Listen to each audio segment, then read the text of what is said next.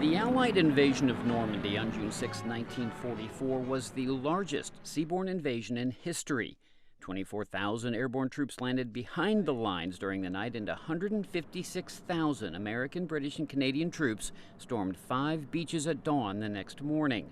93-year-old George Chiappa was among them, and he's telling his story to future soldiers. Good morning. Good morning.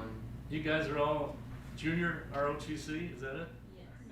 Chiappa was on those beaches for over a year. My job was in graves registration.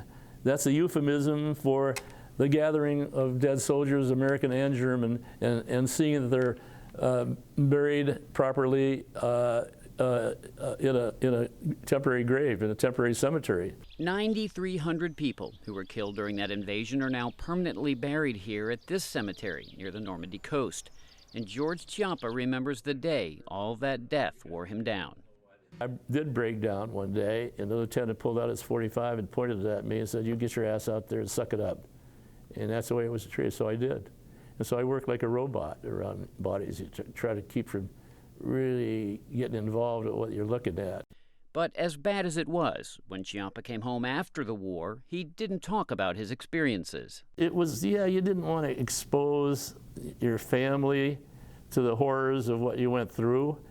And not only that, you're one of millions of people that went through the same thing in World War II. And so it's kind of like a so what thing. I mean, all these other people that may have had it worse than you had it, and of course the ones that died, the ones that came home maimed, that are missing limbs. Surviving World War II veterans like Chiappa are talking to young people who are planning to enter the military to make sure they understand how difficult a life in the military can be. I want to let these kids know that there's a very high price for freedom.